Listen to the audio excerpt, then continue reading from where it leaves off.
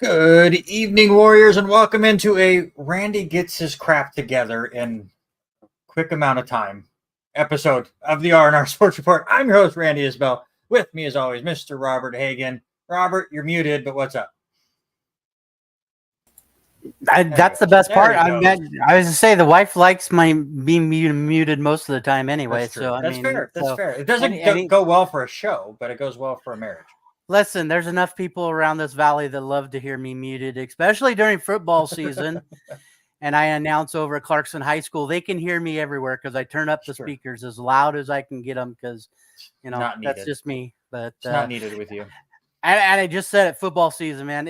I was telling you off camera a few minutes ago, crazy getting training stuff in. It's time to get all my football training, all that stuff in for the next few days, and first aid class tomorrow, update all that fun stuff. So the football season is here for me. 100%. Football season is here. Baseball season is dead. Baseball season is over. As a Yankee fan, you know what? Hello, darkness, my old friend. That's it. That's what we got. That was our trade deadline. We'll talk about it. It's going to be horrendous. I spent 4 hours waiting for the team to do anything.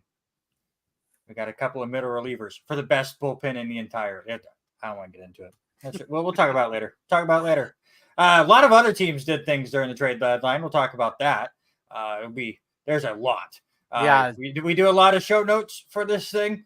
Half of our notes are trades that have happened in the last week, especially over the last few hours. I was going to say, is this the largest amount of trades that we have seen in Major League Baseball in the last at least 5 years? It seems like today has been a crazy day. It slowed down for a little bit, for sure, especially after COVID hit and teams kind of got a little bit messed up.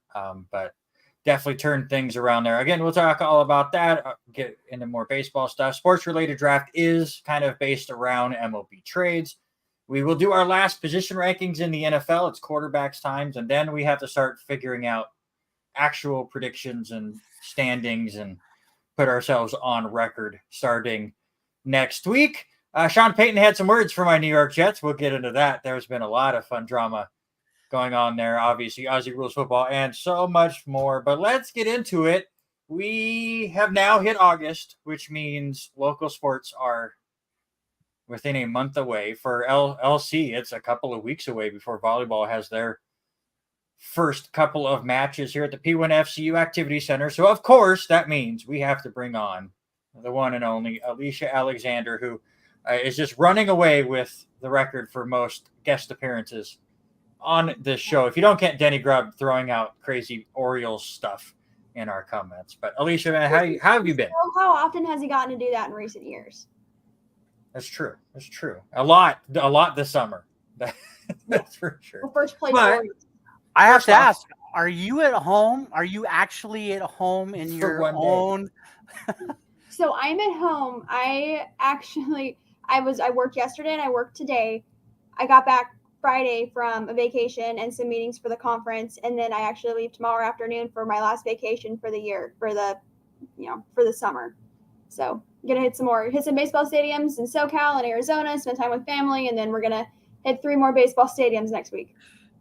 Yeah, we found the perfect time where she's kind of trying to get some work done, so we have to interrupt her work. I'm going into the office tomorrow morning because I have so much to do still, because volleyball, all of it starts. So. Mm-hmm. So speaking of volleyball, let's just get to that real quick, because obviously that season starts up here in 17 days.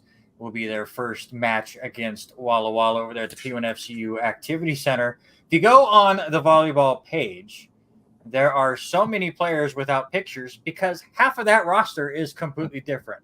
Part of that is we had 6 or 7 seniors. We had a lot of seniors last year. So we had a lot of new people come in, obviously with Katie coming in to be the new head coach. She brought in some people as well this summer. How much do you think that is going to impact what this team is able to do? And how can we even expect if this team is going to be good or not when half the team is completely unknown? I'm excited. I am really excited to see what Katie's going to do with she calls it her dream job because she played here. All she's really ever wanted to do was come back and coach at LC State. So she's bringing that passion with her. And we saw those bright spots last year. About halfway through the season last year, we had that run where we knocked off Bushnell and Oregon Tech and Southern Oregon and almost took down Corbin, the eventual national runner-up. And we looked so good, and it kind of teetered off there at the end. So I think one of the goals is to pick up on that momentum and keep that going. And we're returning Kenzie Dean, 5th-year senior libero. She's just phenomenal. Are you sure it's only her 5th year? I feel like she's been there a lot longer than that. And it's hard for me because this is my 6th year, so I've only done 1 year without Kenzie Dean. Ashley Bachman's a senior. This will be her last season. And everything, COVID made things so weird. You never know who's a senior and who's not. For sure, the last year for Kenzie. That's it for sure. She's been here 5 years. No more. You got your 10 semesters. And then we've got some really talented transfers. What was really neat to me was a lot of those transfers came at semester last year. So your Taylor Rowley, Albie Neff, Anna Merrill, they came in, Sophia Longer, they came in at semester. So they've already had a whole semester to gel with the girls that are coming back. Yeah, and it kind of feels like they have gelled a little bit just from the videos that they post on their social media stuff and some of the goofiness that they do there. I know Abby has been kind of the front runner as far as some of those videos and kind of showing off her personality. So I'm with you. As somebody that's doing the play-by-play for it again this year, for one, I'm really happy that most of these ladies that are coming in, I can pronounce their names without issues. So I'm very happy about that. Yeah, but there's a couple that I don't know yet. It'll be interesting. Right. We'll get the pronunciation guide for you and for Robert, because Robert, I'm expecting you at the scores table again. Yeah. I'll send you. Coming into last year, we had all the seniors, and now this year, so many transfers. It's going to be fun. Go ahead, Robert. But they're good. Taylor Rowley was an All-American at the JUCO level, and that's good because we lost a good core of girls that had been here for a couple of years that were high-caliber athletes. Cass Nelson, Jada Wims, Chana Hart, who had been starters and big impact pieces, and we're able to – I don't want to use the word replace because it's so hard to replace a person, but in terms of the contributions statistically, we're hoping we can fill those gaps. And we're going to be proving it quite quickly as LC opens up here in 2 weeks. And with those games, we're looking at Walla Walla and also Montana Western. How do these girls start scoping out these other teams, or have they been doing so already? I'm sure Katie's got a scouting report already ready to go. She is, when it comes to scouting teams and watching film, that's one of the pieces that she excels at. I know she had a lot of experience doing that when she coached the D1 level. Walla Walla is our travel partner. It's somebody who we see, year in and year out. We know what to expect from them. They surprised us a little bit last year. They won a match last year as well. They beat Warner Pacific. But we typically know what to expect with Walla Walla. Not that you can really count anybody out. That's what happened to us last year with Walla Walla, and they took a set. Montana Western is our only home non-conference match. Western, we've seen them in the Frontier Conference plenty. So it'll be good to get our feet wet with the newer girls, with people that we're familiar with before they head down to Arizona. And it is nice that they get a couple of matches in before they go down and make that Arizona trip. And then it's all Cascade Conference from then on out, and we'll kind of see where things are going. We talked about Katie getting her new position, but her getting a new position kind of changed your position. So kind of explain a little bit about your change. So mine, so Katie went obviously to volleyball coach, which left her assistant AD for marketing promotions open. So we hired Ty, who you guys are familiar with, for that position. And then just after conversations with Brooke, and, I've been here for 5 years and felt like I kind of proved myself and was able to get that promotion to assistant AD for sports information. So that adds some marketing responsibilities with WAA and other promotions, and then adding some World Series. And in an email that Brooke sent to our staff, she finished off with, Alicia's taking on WAA promotions, World Series stuff, and then in parentheses, and things she doesn't know about yet. Oh, great. Of course. Cool. My favorite thing. Well, you did touch on it. Go ahead. No, go. I was just going to say you're going to find out after your vacation. Yeah. Yeah. Other duties as assigned. Kind of how it works out. And that just makes your plate a little bit bigger, but you did bring up a big thing, and with the thing coming out yesterday, Ty Graham joining the crew at LCSC, a gentleman that we have covered as from the high school level, from being playing at Cheney, both baseball and football, also what he's done for U of I, also for Eastern, and then went back to U of I working. That's where I saw him last year, and just walking up to him that day, just to have a conversation about watching the basketball game in the new building. He was so excited about what he was doing by doing the marketing stuff. This is going to be a huge thing for him. I think with LCSC, his attitude towards sports and people in general, I think he's going to fit in with this crew like nobody's business. I am so excited. So Ty's first official day is tomorrow, but we had an all staff meeting today. So he came to the meeting and was just getting himself situated in his new office, and he's really excited. And I really appreciate how excited he is to meet the student athletes. We were working on a schedule. So we have volleyball media day, August 11th, where it's our picture day, and he's on the schedule for that because a lot of those pieces then get pulled into marketing.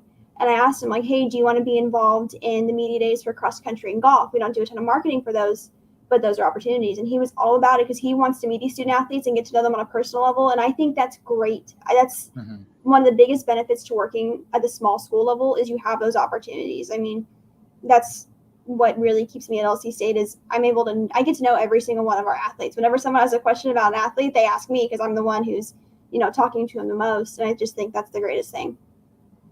Yeah, when they're not performing in their sports, they're helping you out. And I think every time I go in your office, I see 2 or 3 of them every time. Holly was in my office today. Yeah, not surprising. Not surprising at all. Actually, it was really funny when that news broke about Ty. I probably spent 20 or 30 minutes going, where do I know that name from? I know this name from somewhere. And then Robert posted it on our Facebook page and exactly where we knew him from. I was like, of course, because of back then covering Clarkson games. I've covered Ty a lot, but it was, like, it was just one of those things for 20 minutes. I'm like, where do I know this person? He was part of one of the best games that you and I had ever called, and that was in Cheney opening day, and we were playing baseball, a doubleheader. Was that when it started trying to snow and 32-degree weather, and we were upstairs in the above the concession stand. Yeah, I remember that those were some interesting setups that you had. So obviously, like you said, we have a lot of other fall sports getting on. We just kind of talk about, are the other sports having as much changes as we've seen in volleyball as far as the roster goes, or are we getting a lot of returnees in like golf, tennis, and cross country? We have basically the core of cross country is returning, which is different from the year before. We lost Cole, and Clayton Van Dyke, Emily Adams going into this last year. But we returned everybody that ran it last year, where they put in, I think, one girl is early. And they got better throughout the track season. We talked about Maureen go on to be an All-American. Geraldine went on to be an All-American track and field. So they returned that of talent and in general. They had that year of being the leaders on their team now, but they didn't have when Clayton and Emily were there. Golf, on the other hand, there's quite a bit of development. There were so many seniors on the men's side. We got, Carlos up at semester because he graduated early. Devin Caruso, Morgan White. They're gone and graduated. Returned three on the men's side. So Bryden Brown, really stellar spring. Juan Kisaboni and Sondre from Norway. Yes. Norway. And he was last year on the women's side. Schmidt, she graduated. She did 5 years. But we have Dina for 5th year. Kyla Curry will be a senior. Dina's class, 5th-year seniors this year, the last year of those COVID athletes. So Kyla, straight 4-year senior. There is no COVID year. And also, they're bringing aboard Chase Caruso to the women's team, the youngest Caruso sibling. Are you sure there's not more hiding around somewhere? It seems like the Cruisers are just taking over the golf team. They're pretty good. And then we also returned Zach Anderson, our golf coach, the men's golf coach of the year for the Cascade Conference. Yeah, it was always nice to have quick text conversations with Zach. I still have never met him in person, but we've had a few conversations through text, especially as golf performances have gotten done. I'm sure it'll change over this year. Sports presser, But also, one of the things that Robert noticed, and it kind of got past me, but when did Clayton Van Dyke become an assistant coach for this He was team? helping out last year. Was he on the thing on there? I don't know. Yeah. He's there when he's pursuing running professionally. So he's been running some races this summer, trying to take the route that Sam Adkin did. Obviously, he's not going to run for the British national team because he's not British, but yeah, he's been helping out. And his fiance is on the team, which helps. Yeah. One of the big things we just finished up with was NAIA World Series. We know that this coming year is the last contracted. Has any contracts or discussions of expanding this been in talks with Brooke or anybody? So we have 2 more years. COVID taking a year out, we actually added a year to our contract. So 2025. So this is only we have 2 years on the contract, and then we're now crunching numbers down to put our bid together because it is a bid process. We still have to go through the same process as all the other people who want to host and put together our packet. The nice thing for us is, we have this concrete evidence. Like, here's how many tickets we have sold. Here's how many people came to the gates. Here's what the streaming numbers are. Here's the impressions on the website. And also helps, when we go out when we say, hey, this is your partnership as well with the World Series. So, I mean, we're already working out. We started having World Series planning meetings. Brooke and I have already started working on the theme and trying to figure out that type of stuff. We have World Series meetings starting in October. It never stops. Never. I ask questions, Robert. I gotta figure out what this echo is doing. Who's on the echoing? tables bringing up. I'm not sure. I'm having trouble hearing Alisha 100%. So Yeah, Robert's echoing. Randy's not echoing. It's always Robert's fault.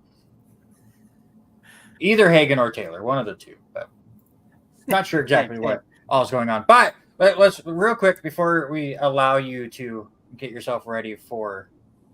Oh yeah, see, not me. It's never my fault. It's not my fault. But before we allow you to get ready for your last little vacation here, you did send me a message when I asked you to be on the show that if Ohtani gets traded, we can't talk about it. But he didn't get traded. He didn't. And the Angels are making moves. And I want to point out to Robert, we're saying how it felt like there were more. I don't know if there were necessarily more trades, but I think it's more trade from the teams at the beginning of the season you were not expecting to be in that position. The Cardinals and the Mets, I thought they were going to be. The Mets were going to get set with the best rotation in baseball, and they've ended them. Yep. Oh man, we'll get into those. The amount of money that the Mets are still paying this year, even though they traded those players around, it's. I mean, was Ohtani not being traded the right move? We'll find out.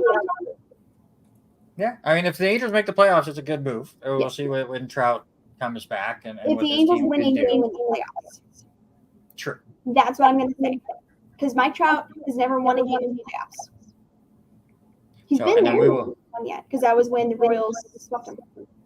And then we will see exactly how they do and where Ohtani might go in the offseason. That definitely changed up the way that I think the trade deadline went, as a lot of people were expecting him to be the big piece that moved, and that really didn't happen. And really, there wasn't a ton of huge. Yeah, and there's Denny. There he is. At least he's not destroyed. They're not destroying the Yankees anymore. It's a different team doing that. I don't even know what that score is anymore. Pick up today too with Jack Flaherty. Yeah, I mean, there's a ton. There are so many. Just watching everything come in, and not a single one said Yankees. The battle goes on. I love it. So you said you were going to 3 different stadiums. How many different stadiums have you been to this summer? Because I see you at a different stadium all the time. So this summer I went to a Seattle Mariners game. I've been to a 4 Angels game, which is essentially going home to me, and then a T-Backs game because my mom lives out there. Next week we're going to hit a Reds game, a Guardians game, and a Pirates game. So going to those 3 will put me at 17 different stadiums, major league stadiums. I like it. Absolutely. I'm very jealous for sure. I think I'm at 4. I think that's as far as I've gotten. But like I said, I will let you get on with your vacation. I know you have a lot more work to get done tomorrow, as we're about 2.5 weeks away from volleyball getting started and all that other stuff going on. So Alisha, I always appreciate your time, and we will see you down the road very soon. I'll send you both an email tomorrow. I'm sure. Yeah. All right. That is Alisha Alexander, sports information director now, assistant athletic director of communications, or whatever her new title is. It's a lot, but she does a lot, and she's fantastic. Jack of all trades, master of none. I mean, or just she's say a master LCS, master of all, I should say. She does a lot of stuff, keeps us all in line, and like she said, she will be sending us emails very soon. I already got one today. I got one already as we're getting things set up for the volleyball preview. And looking at the schedule and our notes, I knew that I was going to see a schedule that I've got to put all of my schedule with Clarkson, Asotin, LC volleyball. It's going, and then my own coaching schedule. So it's my calendar's over there. I gotta fix. But real quick to answer Robert Taylor's question, am I ready for Hard Knocks? Sure. I'll watch it because it's the Jets. Do I care? No, not really. We will see. All the drama happened this week, and we'll get into it in the second hour. But it was the Major League Baseball trade deadline. And let's get into the big ones that happened. One that happened earlier on in the week was Max Scherzer getting traded by the New York Mets to the Texas Rangers.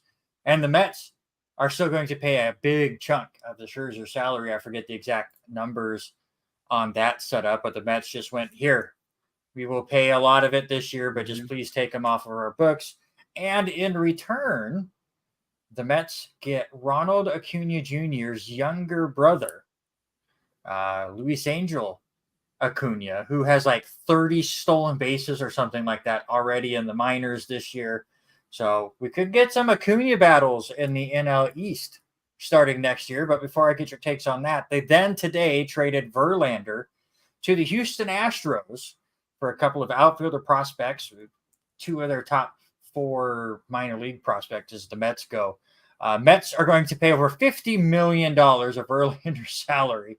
So the Astros not only get Verlander back, who helped them win a World Series, but they're only paying him around $29 million over this 2 1/3 years left that are on his deal. So the Mets get rid of both of their aces, and they send them both to division rivals in the AL West. Which of those two teams do you think really got the better deal? I'm impressed with what Scherzer's doing right now. I think that's the bigger thing. It's going to be interesting to see how those guys go and play to finish things off. Are you still hearing the echo? I've got a bad echo. I got nothing. All right, I'm going to duck off. I'll be right back. Okay. Not sure exactly what all is going on with the audio. Yeah, echo, she says, is bad. Is it still bad with me? Is it something going on my side? Let's get this fixed up before we continue. Megan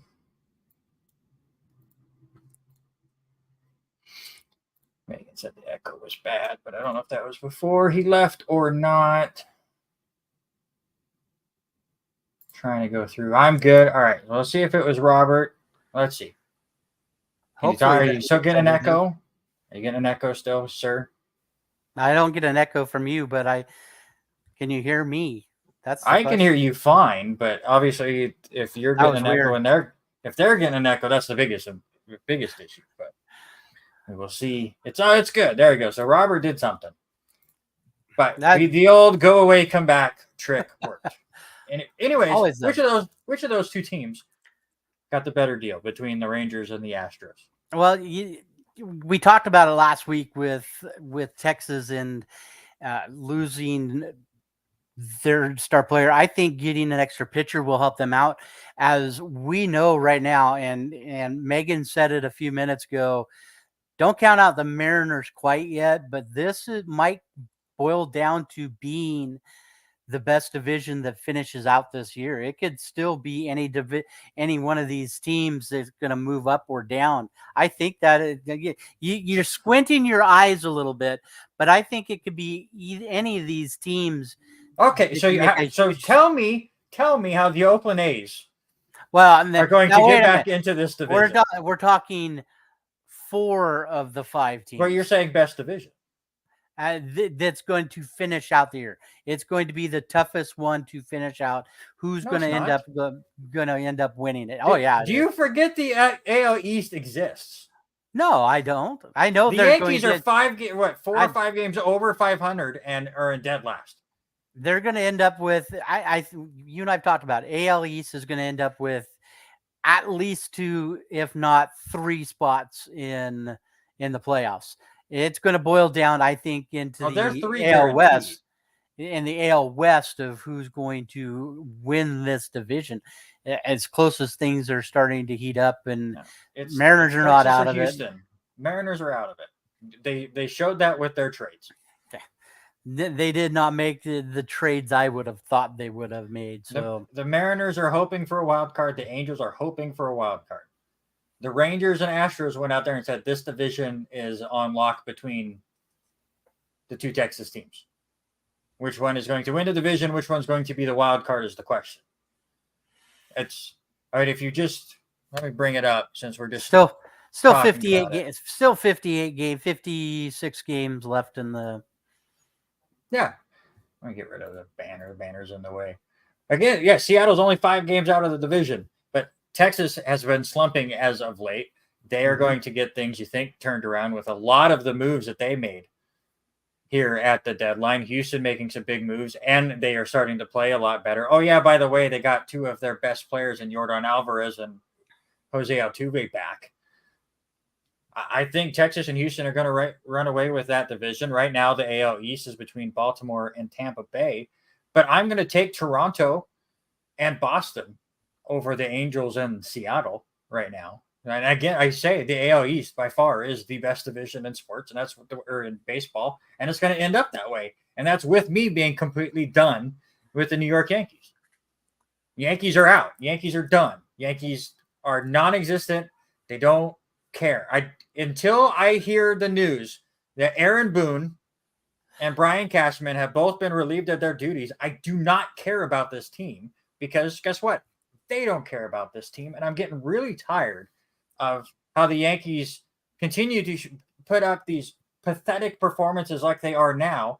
And Aaron Boone gets on his press conference and goes, we really tried hard. We had some great at-bats. We battled really hard in this 6-1 loss. It's pathetic. That whole organization is done, and I can't this year. I can't with Aaron Boone anymore. And we've been doing the show for what? Nearly 3 full years? I've been saying it since the beginning. Just the beginning of the show that I wanted Aaron Boone gone, and they refused to do it. And seeing the lack of anything that happened at this trade deadline just has me red, just completely frustrated. However, the AL East is better than the AL West. It's just, there you go. I'm just trying to remember how many years has he been there now? He's Too been many. there too many. So let's see, March. I was trying to find it, but I'm not finding it right away. Too many. Too many. Yeah. That's all that matters. All that matters. But you got to think it's Baltimore, Tampa Bay, Texas, Houston. Those 4 you got to feel are locked into these playoffs, right? Right. I say Baltimore, Tampa Bay. Toronto is playing well. I didn't say Toronto. Baltimore, Tampa Bay, Texas, Houston. Those 4 are locked in. Yes. No, I don't. Who out of those 4 are not going to make it? I don't think Texas is going to be there. I got a gut feeling that they just don't make it. I just don't. They're slumping now. I think they hit a little bit more of a skid. Yeah, because getting Max Scherzer is going to make them worse. They fixed their catcher issue. Oh God, just a giant thing of Cashman. Cashman is living off of those late 90s. And how he still has a job because they won 4 pennants in 5 years is beyond me.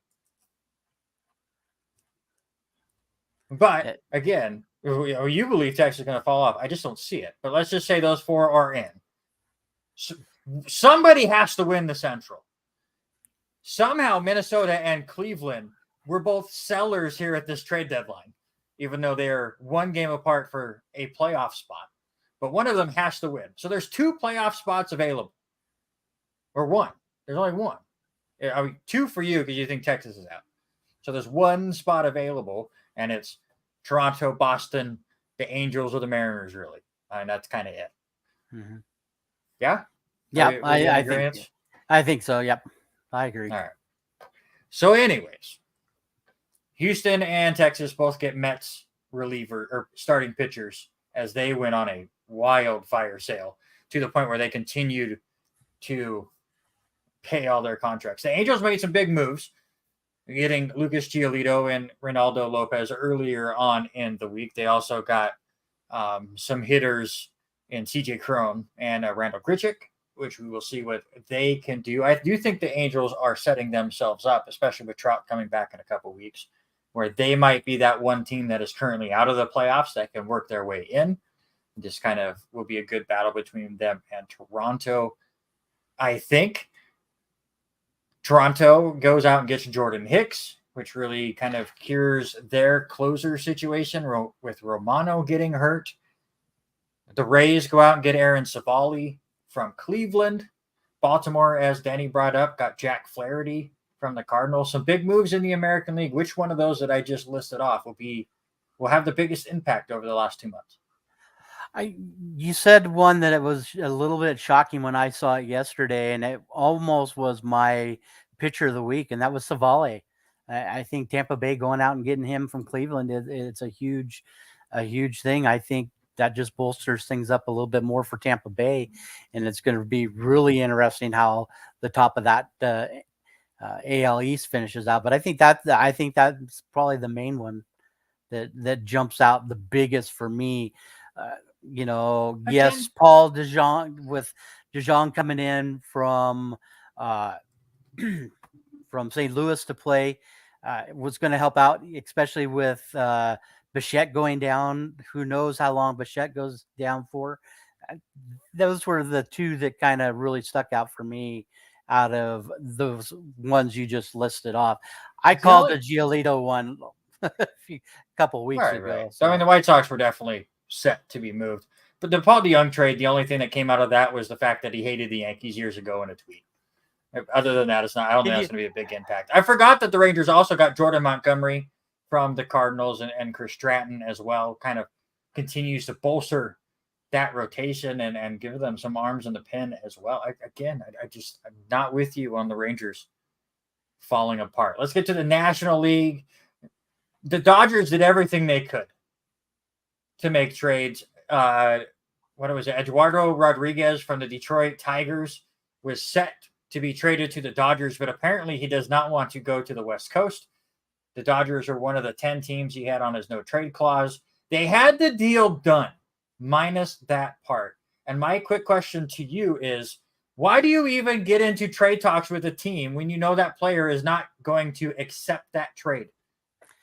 They were 40 minutes away from the trade deadline, and they went, well, we had a deal, but the player won't accept it. Then why are you having this conversation with the team that it's not going to happen? I think it's the players still want to have control. And so when they have their contracts and build their contracts, they want to be in control of where they go, give or take what happens. And, and then we've seen this happen a couple of times with Scherzer over the last couple of years, where he has moved, asked for the no trade clause with these and for him to revoke it. I think that was the same deal. But from the few things that I have read about Erod, he was flat. No, he didn't want to go. Which leads me to wonder why, especially when you would be leaving a team that is struggling to being one that's playoff bound. Because he doesn't want to be away from his family. I've already said that. He doesn't want to be on the West Coast. His family's over there. He doesn't want to go. But wouldn't you want to have a ring? Wouldn't you want to have that? You wouldn't go to the Dodgers for a ring this year. And obviously his focus is elsewhere. Again, the Dodgers were on his no-trade list well before the Tigers started having conversations with LA. This was not sprung on them. No. I don't blame Rodriguez at all. It was on his list of teams he would not go to. And the Tigers went, he will forego this. It'll be totally fine. And it blew up in their face. And it kind of hurt the Dodgers, who were really looking for a starting pitcher. big starting pitcher that they got was Lance Lynn, who has like a 7 ERA. Will he get fixed with them? Who knows? But I do think LA is still going to make the playoffs. Alicia brought it up before she left. The Mets not only were in a big fire sale, how about the Cardinals? Just dumping off a lot of people. Obviously, Goldschmidt and Arenado don't get moved, but thoughts on all the players that have left the Cardinals over this last week? We knew that Montgomery was going to be on that list. We also, I think DeJong was also on that list, but wasn't 100%. So I think there's disappointment in how this ball club has performed this year, to the point that maybe they are ready to say, all right, let's rebuild this thing next year and try to get something fresh and new. That's the only thing I can think of with these guys, because they've underperformed so bad this year, to the point, they were my World Series pick, my World Series champs this year. And it has not been the season that it has lived up to in baseball, whether or not it's just injuries or what, but it's not in the DNA kind of part about it. And so, we've understood now that baseball is now becoming more and more and more 100% a business, and a lot of these players are wanting to make business deals long term. And I think that's the big thing, is that they're all looking out for themselves. It's not the team feeling anymore. And I feel like this team is not a cohesive gelling team this year. I think they're a cohesive team. They just didn't perform. They didn't play well. The rotation did not go as well as you expected. And I think St. Louis made the right moves. They still have a good team for next year. Moved out some position players and a couple pitchers that they weren't going to have next year anyways, and got some prospects out of it. And we'll see what they do next year. I do think the NL Central is pretty wide open next year, so I think it'll be just fine. Look at the NL East real quick. The Braves, they are getting themselves ready for October. No big crazy moves, but they get an infielder from the Royals and Nicky Lopez. They get Brad Hand, who will just kind of be a middle of the bullpen for them. But the big ones to me was Miami and Philadelphia, both kind of battling it out to see who might get into that wild card spot. You can see on the screen how close this wild card is, where the Giants and Phillies right now currently in, and then it's Miami, Milwaukee, and Arizona all tied for that last wild card spot, all within a game of San Francisco for the top wild card spot. So the NL wild card is going to be absolutely insane these last 2 months. But Miami goes out and gets Jorge Lopez from Minnesota, pretty good right-handed pitcher for them. I do like Jake Berger that they got, who's an infielder, mostly a third baseman. He had, 25 home runs right now on the team. The batting average is not great, but a big bopper for a Marlins team that really doesn't have a lot of power right now. And they go out and get Josh Bell, who has had flashes of good offensive production as well. They get him from the Guardians. Gene Segura ends up leaving in that trade. And then right at the end, I think this got announced after the deadline had passed, but obviously the trade had been set. They get Garrett Cooper, a first baseman. So really, for me, Miami going offensively here right at the deadline, just doing everything they can to try to make a playoff push. Yeah, and it being so far back, they were needing that little bit. I think the Josh Bell move was great. You said it. He's been kind of spots of hitting big numbers and good games. Is that I think this might be a offensive pop that this team needs to maybe win a couple more streaky games, run 5 in a row, have a week of 6-1. Wow, that is a good question. Speaking of players trading teams, what current MLB player has the longest current tenure with one team? Are you saying that they've only ever been with the one team, or just with the team the longest? Because that will change my answer. Because off the top of my head, then never mind. I was going to say Miguel Cabrera, because he's been with the Tigers forever after getting traded by Miami. But a National League pitcher that's been with his team for a long time. Is that Wainwright? Adam Wainwright would be my guess. So that's what I would go. Feels like he's been there forever and a day for sure. We'll see if I got that one right. NL West, again, I'm with Denny. I think San Diego could make a push, at least for a wild card right now. 5 games out, but the offense is really starting to click for me. And they agreed as a lot of their trades looked at the pitching side. Hey, we got it right.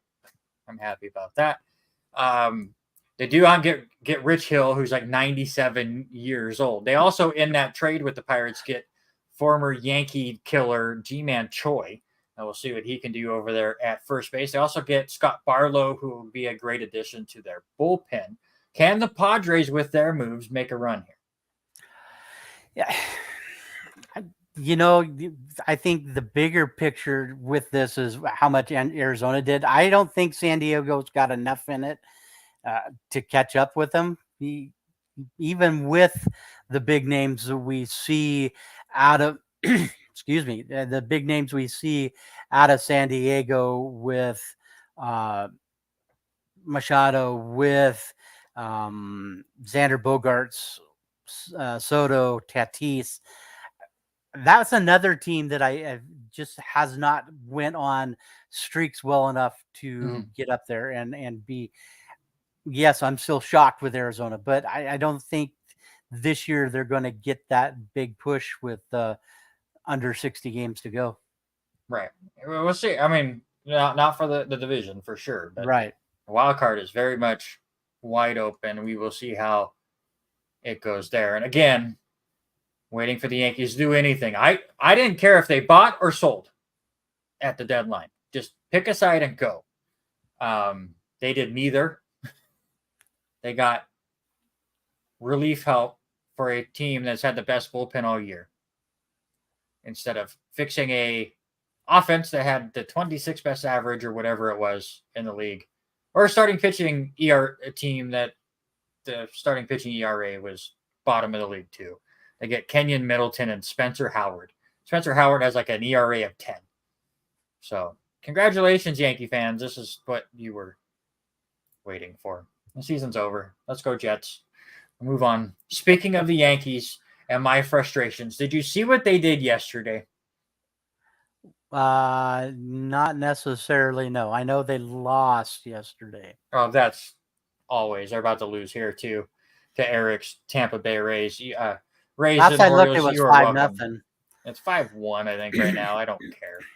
Domingo Germán was supposed to start on Monday, up until a couple of hours until the game started. Then he was scratched due to some kind of a physical ailment. They did not hold on. Tightness. Let me tell my story. They did not at the time say what it was. It comes out that they said he was feeling soreness around his right armpit. That was the report that came out. They're like, well, that sucks. So they bring up Johnny Brito, who's made a couple of spot starts. He's an okay young arm. And if the Yankees were ready to sell, I would have no problem seeing Brito the rest of the year just to see if he could work out his kinks. Brito pitches 4 innings, gives up, I believe, 4 home runs, and Tampa Bay had a 5-0 lead. You would think pitchers are delicate flowers because of his injured armpit. You would think. But they bring in Brito, who, again, I believe gives up 4 home runs. Yankees are now down 5-0 through 4 innings. So they take out Brito. And who replaces him? Mr. Sore Armpit himself, Domingo Germán. So in the 3 hours after they scratched him, his armpit felt better? Did he shave his armpit and he had a rash? Is that what we're going with? Or are the Yankees just that mismanaged? By the way, Germán pitched the final 5 innings, did not give up a single run. Would have been fantastic if he started that game. Yeah, I was Yankees are a joke. Yankees are a complete joke. I don't even blame Germán. I just think it was the Yankees trying to show off Brito, so Brito could then maybe get traded the next day, and then he sucked, and then they could not trade him. That is my guess, and they came up with some BS excuse instead. Yeah, and looking at Brito's numbers, 4 innings, 6 hits, 5 earned runs, 4 strikeouts, no walks. But then, like you said, Herman, who, having last month a couple of unbelievable games, and then all of a sudden now it's an armpit issue. I didn't hear the injury. I was just shocked that I remember that they brought him in. I remember that. I can't with this team. I thought the Jets were the ones that were mismanaged. Now the Jets are starting to have good management, and the Yankees took their spot. Cannot be happy. So as a sports fan, I'm not allowed to be happy. Period. I think there's a lot of people being put in positions now, and maybe it's just listening to. We'll get to it in a little while too. Management or ownership that don't care about who they deal with, who they play with, and all that. I'm wondering if it's time to move on with Aaron Boone. Find somebody. It has been time Cashman, for years. And let's say another name that we'll talk about in the next hour, Jim Irsay. But those kind of people that are there just for certain things, I'm not impressed with what they did. And you hit it on the nose for them not to do anything to help the bats of Stanton, LeMahieu. Well, you can't fix Stanton. You can't fix Rizzo. Both of them have just completely. I cannot believe that Rizzo, LeMahieu, and Stanton all hit menopause at the same time. They all hit middle age so fast. And maybe it's been horrendous. Maybe you guys shouldn't have traded off Gallo so fast. No, I couldn't deal with him either. But again, I was shocked. The Marlins were begging for Gleyber Torres, and the Yankees went, nah. We're going to stick with this team that can't win games and are batting like 220 as a team. Let's talk about a team that's good. How about what Matt Olson and the Atlanta Braves are doing offensively? As Matt Olson now has 36 home runs on the year. He's hit 15 home runs in his last 30 games. A very sneaky MVP candidate in the National League, as he has just went red hot for a team that we all thought it was Ronald Acuna that was going to be the MVP. And I still think he is. But Olsen all of a sudden has just been insane for this team.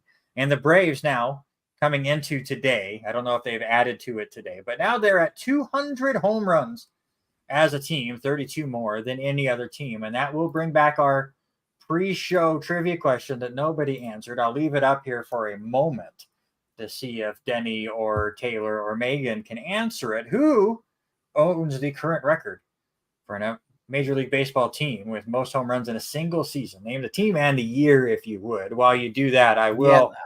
I was going to say go through. The Atlanta Braves did add 3 home runs today, 2 by Harris and 1 by Arcia. There you go. Go through the scores real quick. I don't have the sheet up. I was working on it and got behind on it when we were talking to Alisha and just crying about the Yankees. But the Yankees do fall to the Tampa Bay Rays 5-2. That one just ended. Phillies also beat Miami 3-1. By the way, Miami traded for David Robertson for closer help, and David Robertson today blew the save. Pittsburgh defeats Detroit 4-1. Denny is right. The Twins are the team. What year did the Twins set that record, sir? Also going on right now, actually just finishing, Milwaukee with a 6-4 win over Washington. Baltimore all over Toronto 13-3 going to the bottom of the ninth. Atlanta over the Angels 5-1 going to the ninth inning there. Minnesota with a 3-1 lead over the Cardinals going to the eighth. Texas with a 2-0 lead over the White Sox in the eighth, 2000 and something. If Denny is closer than the 1991 pick from Eric, I'll say that. Chicago, the Cubs, with a big 13-3 lead over the Reds in the sixth inning. Cubs trying to make a big push for the wild card. Mets and Royals tied at 1 in the seventh inning. Houston with a 2-0 lead over Cleveland going to the seventh. Padres and Rockies are tied at 1 in the fourth and still scoreless, both in the first inning. Boston and Seattle, and a big matchup to see who can stay in the wild card hunt.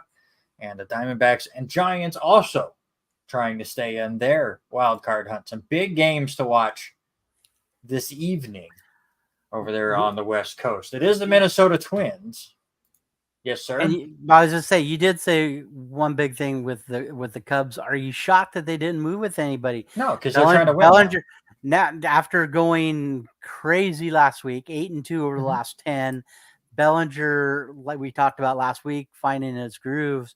All of a sudden, we see a seller become a buyer. Yeah, we saw that with the Angels too. We thought they were going to be sellers. Then they swept the Yankees when I came on this show and said the Yankees had to sweep the Angels to make them feel like they had no chance, and then they would trade Ohtani. The opposite happened. The Angels became buyers. The Cubs have gotten on a roll. Now they feel like they have a chance. That's what has happened with this extra wild card spot. That more teams feel like they have a chance, and if you get on a run, you never know. There's been a lot of crazy teams that have snuck into the playoffs at the end, made a couple of good deals here at this deadline, made a run, and got to the World Series. The Phillies last year, they did not win the World Series, but that was a team we didn't think were going to make the playoffs. Made a couple big moves and made a big run in the playoffs. It was not 2008. It was a lot sooner than that, guys. 2019 is when the Twins set that record. I want to say the Yankees would have also broke the previous record that year, but they ended up just behind the Twins for the home run total. Judge had like 50. That's when Stanton had a pretty good year too. But yeah, it was the Minnesota Twins that year that went absolutely bonkers. And also Acuna now surpassing 50 stolen bases. He has 51 through the first 104 games. Does he hit 70? Does he hit 80? Where do you have him going there, Robert? My big one is I came up when thought about 75. He's averaging one stolen base every 2 days. So that puts him right at 29. I'm going to take slightly over 75. 75 is a really good number. I'm going to say over 2. I just want to see him go nuts. I would love for him to go 40, 80. That would just be an insane season. Again, yeah, I do believe he is a front runner or the front runner for National League MVP, but it's kind of cool what Matt Olson has been doing over this last month or so. By the way, it was going real quick back to the trade deadline. We're talking about all the moves. It was impressive that all 30 teams have made a trade in the last 30 days. The Yankees were the last ones. They waited for the last 30 minutes to trade what they traded, but the Yankees were the only team not to make a trade until the final 30 minutes. I was going to say, should I say the explicit text and message that you gave me like family show an hour, all that well, stuff? I think an hour and 15 minutes left for the trade deadline, and you sent me something, and I'm like, so mad. This could be the only team that doesn't do anything, and then embarrassing. So. The whole organization has become an embarrassment. I miss George Steinbrenner. So period. There are a few major league managers, and it's no secret that you are strongly opposed to Aaron Boone. Yes. If you could pick anybody right now, on a current roster that they would trade for or get, or even a guy that's sitting in retirement, who would you want to come and manage your New York Yankees? Oh, there's a guy that's currently on the Toronto Blue Jays staff. Give me Don Mattingly. He did a decent job with the Dodgers. He was okay with the Marlins as he helped them rebuild. And they like to bring back these former Yankees. They did it with Girardi, and they did it with Boone. It's time for Donnie. Exactly. Danny's with me. Mattingly's the reason I'm a Yankee fan. I was big into him growing up. I would absolutely love to see him try to manage the Yankees. Also, I do not care. John Boy from John Boy Media could be the new manager, and I think it'd be better than Aaron Boone. And then the other thing I was going to say, is it just too much? And you rattled off a couple of names. You rattled off Girardi and all that, and you look at Joe Torre and all that. But is it a possibility that there's too much Yankee history and they want to stay with players that are? It makes no sense. I hate it. I don't like this philosophy. I think there's been colleges that do the same thing, and it's helped them go right into the dirt. You don't need a former Yankee player. And Aaron Boone was barely a Yankee player. I mean, let's be honest. He was there for a season or two. He was mostly And known for the home run. One hit. Yeah, that's all he was known for. But he was a talking head on ESPN, and the Yankees took a chance and have held on to him for too long. That experiment has long gone. It's just the problem is the Yankees just continue to make the playoffs. They were kept sneaking in as a wild card team. So then the Yankees were like, oh, we're close. They're not going to make the playoffs this year. And it is now time to just sell the farm and reset as far as management and coaching staffs go. Period. It's just time. The fact that they changed the hitting coach a week or two ago and they brought in Andy Pettit to help with the pitchers is showing that they are getting desperate without going all out. I think when they get eliminated and they don't make the playoffs, then it will finally be time and they can hit the reset button, and we'll see what they do from there. All right, let's get into it. Let's get to our weekly awards, and I am going with a Tampa Bay Ray as far as my standout batter, and that's Brandon Lowe, who had a really good week. Only played in 5 games, went 9 of 19, a .474 batting average, had 7 RBIs, 5 runs, and knocked in 3 home runs in the week for the Rays, who, again, have won the first 2 against the Yankees. And it's embarrassing what the Yankees are doing. But who's your player? I'm going to go up to Queens, and I'm going to take with the Mets unloading everybody. Pete Alonso still had a huge weekend. For me, it's all about generating runs, and he had 12 RBIs in his 6 games he played in, 5 runs, 4 homers out of that. Big 1.196 OPS, but 12 RBIs, man. He was popping the ball, getting the runs in. All right.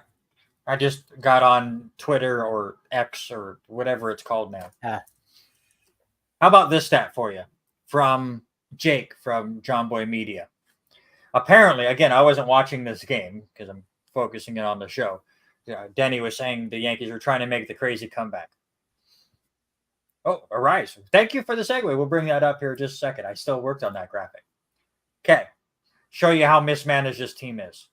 The hottest hitter for the Yankees over the last 2 months has surprisingly been Isaiah Kiner-Falefa, who I hated last year as a shortstop. But the fact that he is such a great utility player and can play anywhere now has been great. Over the last 2 months, he's batting over 300, over an 800 OPS. He was coming to the plate apparently as the tying run, as the Yankees were trying to make this ridiculous bottom of the 9th comeback. Instead of allowing your hottest hitter over the last 2 months to hit, the Yankees pinch hit for him. They brought in Giancarlo Stanton, who in his career as a pinch hitter is 3 for 40.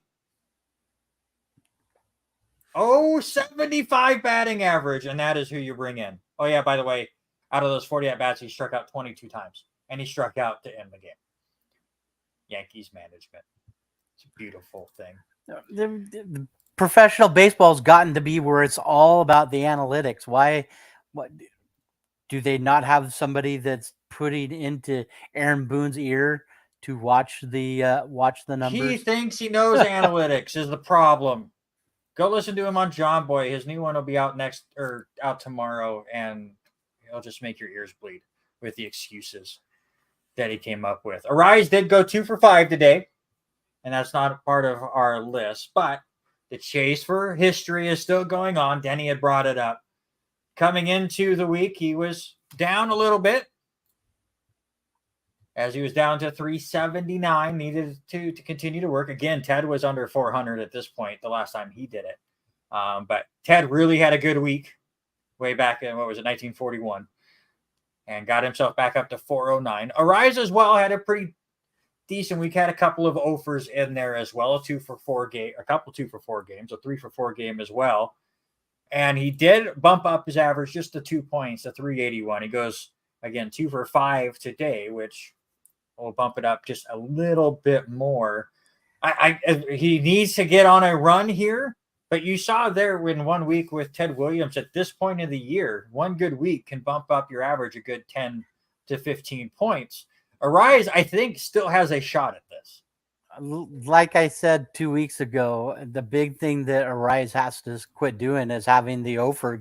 He looked at that little stat there and that board that you have up there, you notice that Ted had 0 for 4s that's last week, and that's what he's got to stay away from. Whether or not he gets one hit a day in those couple of other games, it still bumps it up probably at least another point, if not 2. Anyways, something went weird, and that sucks for me. Anyways, go to our standout pitcher real quick. I will go with Blake Snell, starting pitcher for the San Diego Padres. He went 2-0 with a 0.82 ERA. Went 11 innings, gave up just 6 hits, 2 runs. Only one of them were earned. He struck out 13. He did walk, however, 9 batters, but got out of it just fine. And he was somebody that a lot of people thought were going to get moved at the trade deadline if the Padres were sellers. And he's a big reason why they feel like they still have a shot. Yeah, and the other one that I said a few minutes ago, Savale, he could have been in that topic with 2 big wins last week, also got moved. I'm going to take the other guy that got moved here late, and that was Justin Verlander. 2-0 over his 2 starts this last week, 11 strikeouts, just the 5 walks, but opponent's batting average 0.171.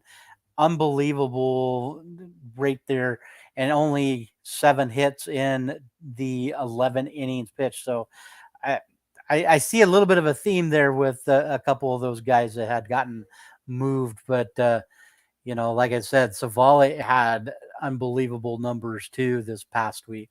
Mm-hmm. All right, let's get into our power rankings. Robert, you were up first.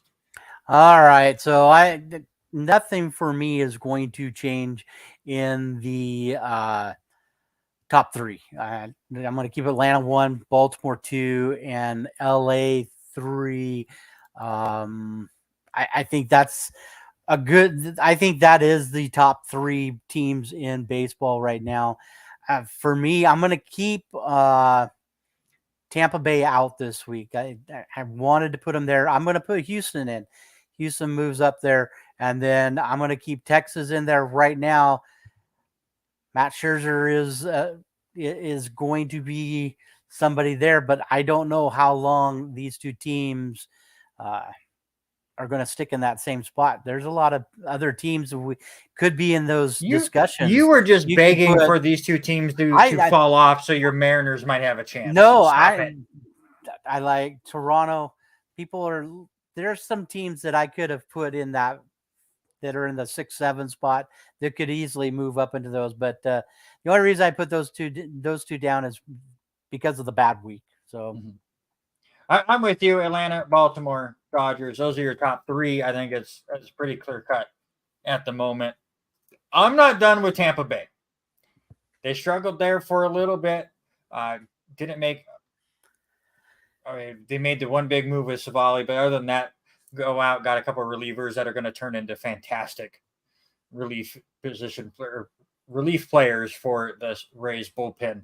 But I'm not done with them just yet, and I will have Houston just slightly over Texas right now, just for the fact that they are the ones that have been playing better over the last few weeks. But I'm opposed to what you were saying earlier with Texas getting ready to fall off the map and not make the playoffs. I think Texas makes the playoffs, but as a wild card, and I think the Astros might end up being the team to beat come playoff time. And I will say it right now. Once the playoffs come, I'm rooting for the Baltimore Orioles because they are just a fun team to watch. They're very young. I've made the joke with our buddy David, who I am rooting for a Baltimore Orioles Cincinnati Reds World Series. The ratings would be horrendous for Major League Baseball, but what a fun World Series that would be. So now that the Yankees are basically out of it, I just want fun, and that's what I'm looking for. So we'll see how that works. You are watching the R&R Sports Report right here on Facebook and YouTube. We will be back in studio and on LCWR in a couple of weeks. Hopefully they got the microphone situation figured out so we can have guests in studio, but we will be back at the station once school gets going, but still kind of getting through our summer vacation stuff. All right, let's get into it. Our sports related draft. I believe you won last week. but I forget even what it was. What was it last week? I I didn't don't update it. remember. I don't remember. What was it that we No, talked well, you about? forgot what it was, so I win. No, Even though I forgot to. All right, but it was. I made the deal last week. It is up to you this week. And with me, I had to decide. It was all about with as many moves as was starting to we see happen. I wanted to see what was one of the best MLB trades of all time. So keep it in that theme of trade deadline. I wanted to go football, but one more week. Let's talk a little bit more baseball. Oh, it was the jerseys last week. It was the retro jerseys that NFL teams were going to use. That's what it was. That was our last week draft. Yes, because you picked the Eagles' ugly green uniforms and stuff. That's right. Yeah, that's right. And somehow won with it, but whatever. All right, best MLB trades of all time. This was really hard to come up with because what makes it the best? Like, it can't be the best for both sides. So was it the biggest landslide in one side? Is the most notable trades that have ever went down? It would be interesting to see if we get any votes today, which way they go with it. But I went with the most famous one. You can't because you weren't born. You were. So you can tell me all about it. Babe Ruth getting traded to the New York Yankees for like $100,000, which is a decent. It was like $2 million today. Is all that the Red Sox got back for Babe freaking Ruth. And what happened to those two teams? The Yankees went on to win 4 World Series. Ruth hit 659 of his 714 home runs with New York, and Boston did not win a World Series for over 80 years. So the most famous trade of all time, and created a curse for Boston, brought out a lot of fantastic years for the Yankees. Boy, would I love for a trade like that to happen now. Not these middle relievers. Maybe Middleton is the new Babe Ruth. It's not. He's not. It's not happening. But there you go. That is my first pick. My picks were all ones that I remember happening. That is a great one. That was probably one of the biggest ones that has ever happened. There was a few that I was wondering about for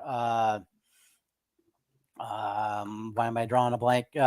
Like Ted Seaver, but I'm going to go with the A-Rod trade when he ended up going to the Yankees. Remember, that was a huge deal. Get out of that giant contract as Rangers. A-Rod was traded. I like how it auto-corrected Alisha Denny's deal. Anyways, that's good. A-Rod in February signs on.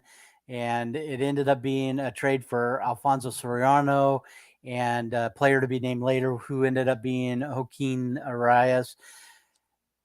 I remember, and you hit on the stat with a couple of the trades that are happening just today of how much money some of these other ball clubs were paying for others. The Rangers also paid $67 million of that $179 million of Rodriguez.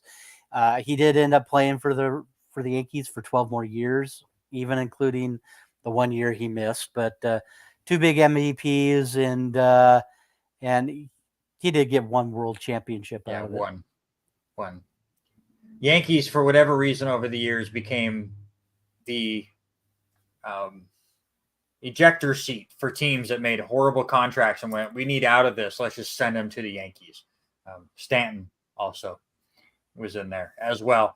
Actually, I am right there with Denny, so hopefully that helps me in the voting down the line. But my second pick was John Smoltz to the Atlanta Braves for not Alisha Alexander, but Doyle Alexander. Smoltz was a minor leaguer at the time, came up with the Braves and played 20 seasons with Atlanta. He's the only player in Major League history that has over 200 wins and over 150 saves. He also is one of only 2 players to have a 20-win season and a 50-save season. To his credit, Robert, can you name the other pitcher that has done both of those feats in their career? Maybe Denny. Denny, can you name the other player that has been able to have a 20-win season and a 50-save season in their career. That is another trivia question for you today. Is it Dennis Eckersley? It is Dennis Eckersley, who is the other one that was able to do it. So I'll give you credit because Denny hasn't typed it in yet. Even though I know there's a delay on the stream, but I'm just going to say you got it in faster. I think he's probably got it right, but that was one that I remember sticking out. I would not doubt that Denny will get it once the stream allows him to answer the question. But yeah, Smoltz, 20 years with Atlanta. Doyle Alexander had one good year with Detroit in 1987. Right after that trade, he went 9-0 with a 1.53 ERA. So at that time, it looked like, all right, it's a good trade. But just 2 years later, Alexander went 6-18. Completely fell off. Just played the 3 seasons with Detroit. And again, Smoltz became one of the three-headed monsters for the Braves that really dominated the National League in the 90s. So one of those deals that just shows that some of these prospects are going to pay off and some aren't. And that's kind of the gamble that teams make. Don't forget, Fernando Tatis Jr. was traded to the Padres as a minor leaguer, just as a throw-in piece for, I can't remember the pitcher now, but a pitcher that really did not work out. And then Tatis has been fantastic ever since. But there you go. That's my second pick. Smoltz to the Braves. Denny, I almost thought of that one too, but that was before my time, so I don't remember a lot about Milt Papa. What are you talking about? I mean, you were around for Babe Ruth getting traded. You had to have been around for Frank Robinson. No, nope. My other one, and this is one that we kind of talked about, the idea of rental players. He was only going to be there for 1 year. And that's CC Sabathia going to Milwaukee and what he did to help get that ball club back to the playoffs.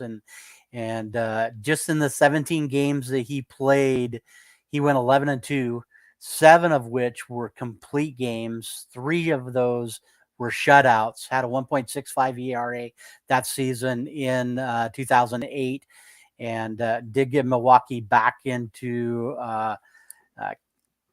to the playoffs. Did end up losing to Philadelphia in the division series. So, but like you said, some of the names that these players get traded for is highly questionable, and that's the big one. Is who was Matt Laporta that got traded? Who was Zach Jackson and Rob Bryson, along with the player to be named Michael Brantley? That's the only name that stuck out. Good.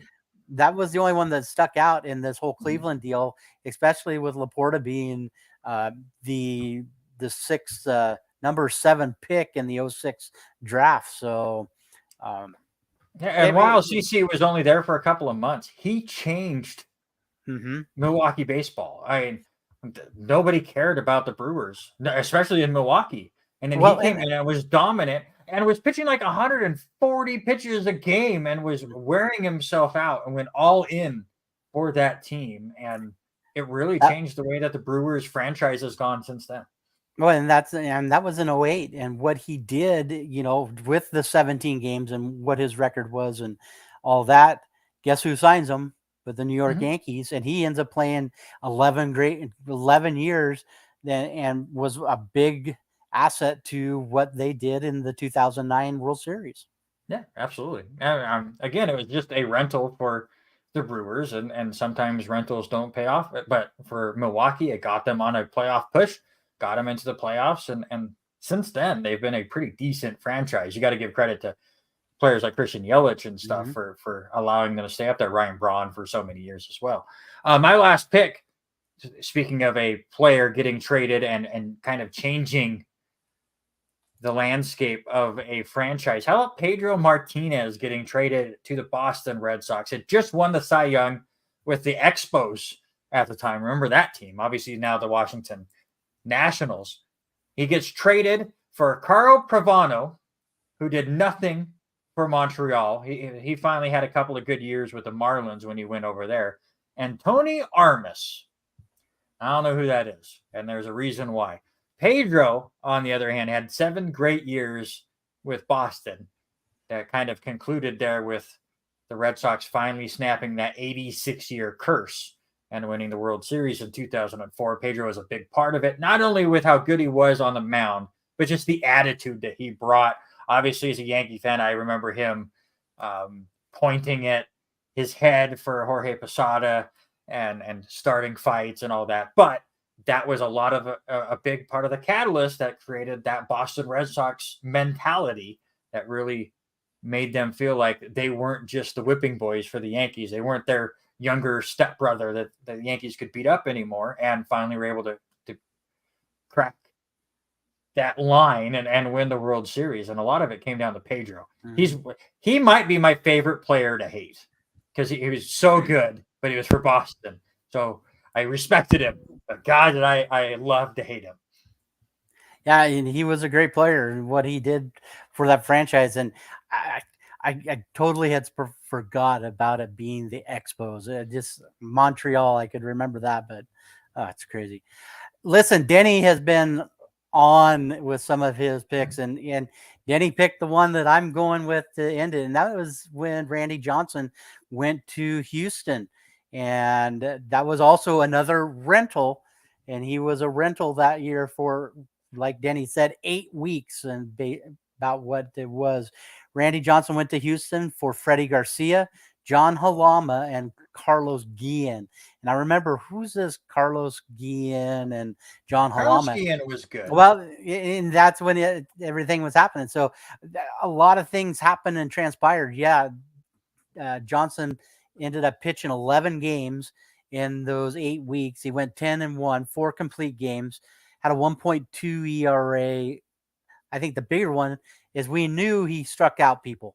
He struck out 116 people in there, and then ended up signing with Arizona in the next for 6 more years, and it ended up coming up 3 years later with a World Series with Arizona. So that was a huge stepping block what he did there, because that changed a little bit of Seattle. Yeah, they didn't do much in '98, but 3 years later we get to 2001, and these 3 guys that we got out of this deal were very big contributors for Seattle in the 116 win season. You know, Freddie Garcia went 18-6, John Halama 10-7, and made a huge impact for Seattle baseball, especially around the things that were happening in 2001 with 9/11 and them winning that many games and bringing the feeling of baseball back after being shut down for a little bit. But, you know, 2001 was a little hard and bitter to swallow, as we do lose to your Yankees in 2001, get knocked out after having a great season. But yeah, but then Randy Johnson knocked out the Yankees, so there you go. Yeah, so. But, you know, the Yankees should have won that World Series just because of 9/11, but MLB could not pull all of the strings. They got up to the World Series. They just could not pull the strings to get by all that stuff. Yeah, Denny's going off with the trades. Real quick, on your Randy Johnson trade, I will say that was a trade I thought that was good for both teams. Yeah, 100%. Helped Houston make the playoffs. By the way, Houston at that time was in the National League, which is still hard to fathom. And, you know, then he makes a great career in Arizona. It helped Seattle a few years later. So I think the trade worked out for both teams. So there you go. That is our sports-related draft. Let us know in the comments below who won this week. I have Babe Ruth being traded to the Yankees, John Smoltz, to the Braves, and Pedro Martinez to the Boston Red Sox. Robert took Alex Rodriguez getting traded to the Yankees, CC Sabathia getting traded to Milwaukee, and Randy Johnson getting traded to Houston. So there you go. Let us know in the comments below who has the better sports-related draft this week. We didn't touch on Mike Piazza with all the stuff he was one I had typed. He was my third pick for a bit. And then Tom Seaver and New York and Cincinnati has to be one of those ones up there too. The Mike Piazza trade was wild because the Mets were, I forget where he was with before, the Dodgers, right? And the Mets did not want to pay their asking price. So the Marlins did. The Marlins traded for Mike Piazza, and then 8 days later traded him to the Mets, and the Mets ended up liking their asking price a bit more. So the Marlins were kind of like this weird middleman, moved some prospects. There was a big name prospects that the Marlins moved on to the Dodgers, and then they get a couple of whatever prospects from the Mets. And obviously the Marlins completely imploded, and the Mets loved Mike Piazza forever. It was an interesting trade. Well, a combination of trades, at least. And looking at all these too, there was some good ones to even think about too. And I'm shocked that you didn't go one, because Roger Clemens to the Yankees, David Wells to the Blue Jays. I didn't want to go all Yankees. Well, no, that but was my thing. The thing that I've read a lot about, though, and when we were looking about, there was a lot of Yankee trades that were big and notable. And through that story. Yes, I know. The Yankees made great trades. Do you know what wasn't one of them? Getting George Middleton. But George Steinbrenner was part of most all of those trades. The Yankees were fantastic. They used to make you get excited for these trade deadlines.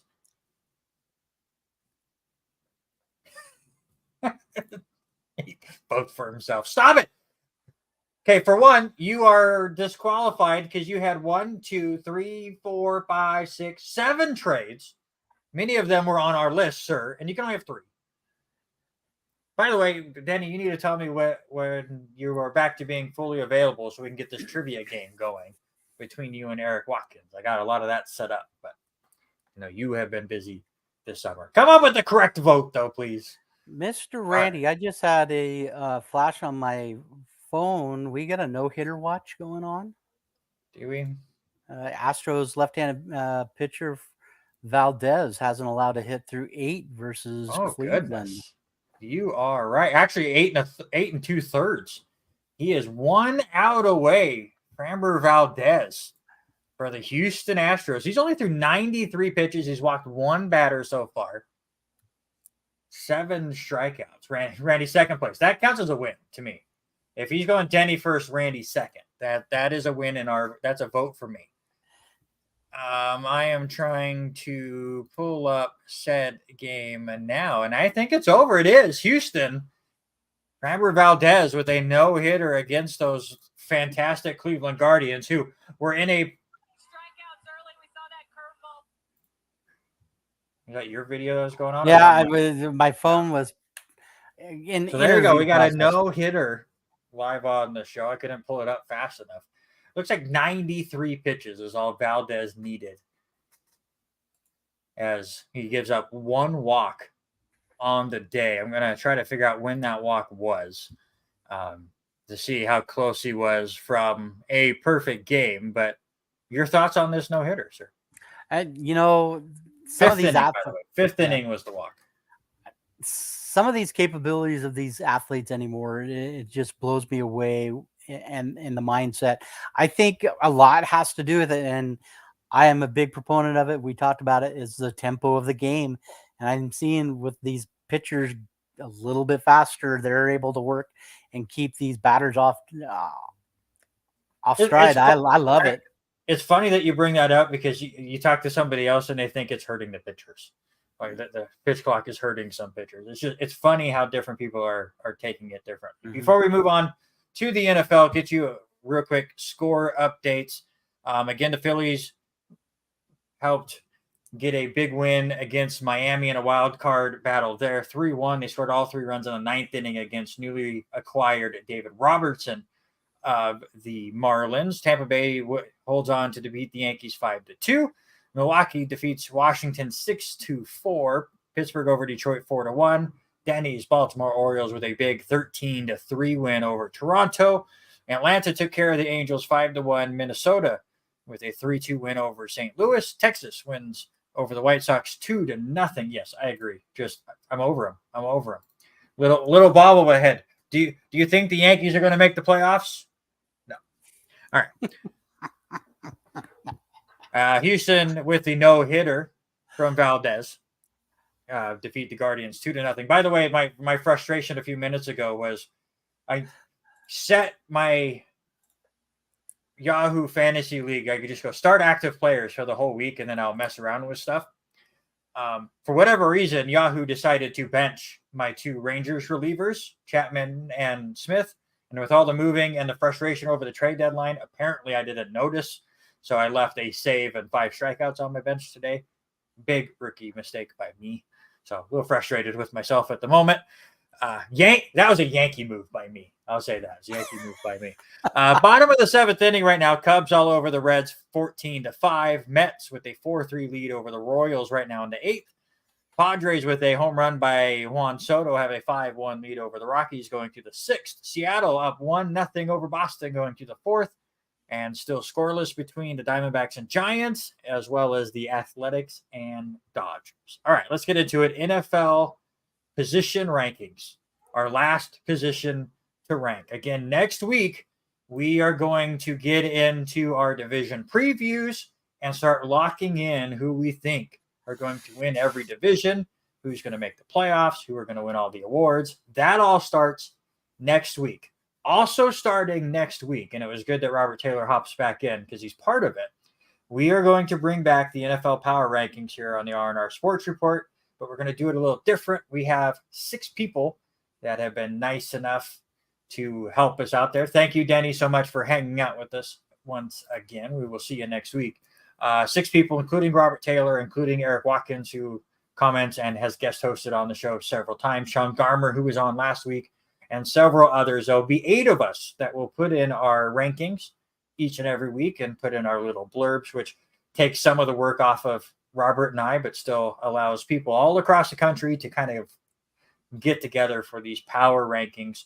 Our preseason ones will be up a week from today as we kind of work on a format and get that all going. So, but yeah, our division previews and actual locked in predictions start in just 1 week, which is scary. I think we're starting with the best division in all of football. Yeah, the NFC North, the NFC North, and the AFC North. Yeah. Just if anybody's curious why I went the way I did with our schedule, it was what we've got taught in school, right? North, south, east, west. That's how you know your cardinal direction. So that's how I scheduled it. So next week will be the North, and then the South, East, and then the West will be the final one. So there you go, Robert. You'll know when we get in. Tell you that your Chiefs are going to win the AFC West. Yeah, we'll just throw that out there right now. Oh yeah, there's a football game on Thursday. This is the final R&R Sports Report, where there was not a NFL game between this show and the show prior. The Jets and the Browns and the Hall of Fame game will be Thursday. I will not watch a single snap. I might watch the highlights later. I don't care. I've put this out there before. Anybody that has been a longtime fan of this show, for one, thank you so much for hanging out with us all the time. For two, I hate the preseason.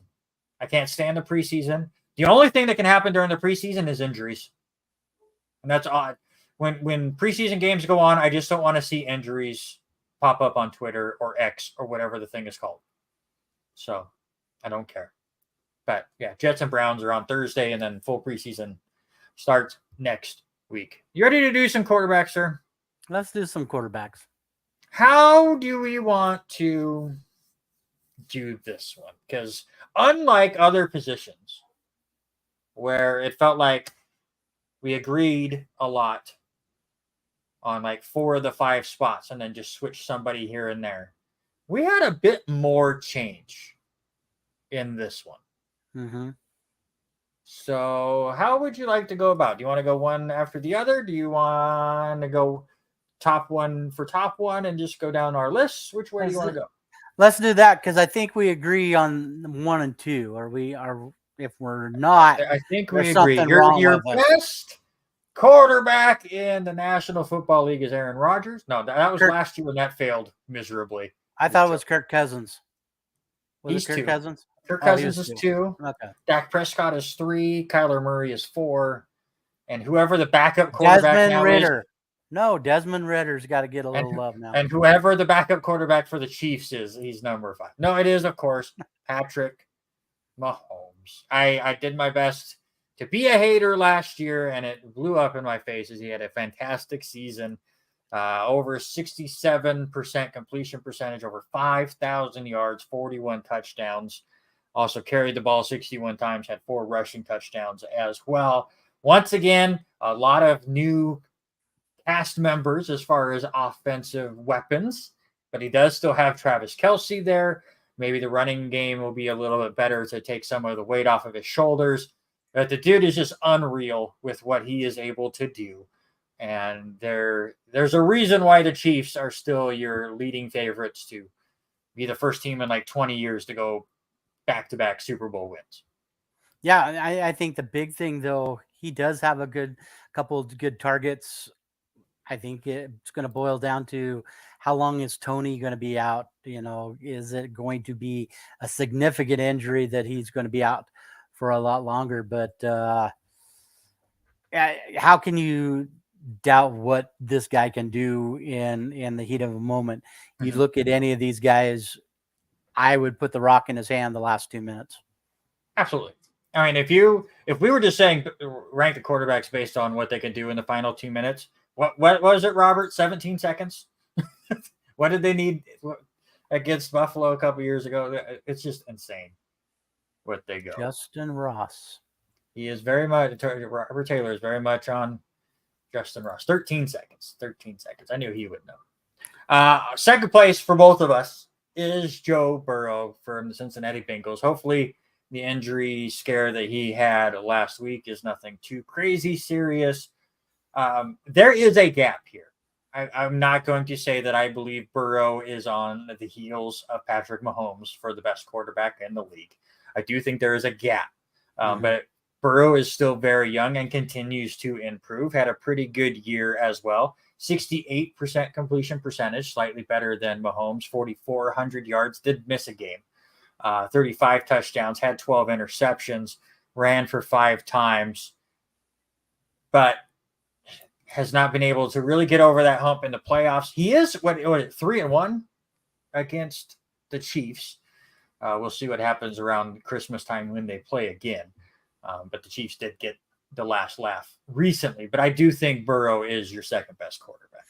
Yeah, 100%. We've seen him grow over the last couple, and having a weapon that he can trust in Jamar Chase has been huge.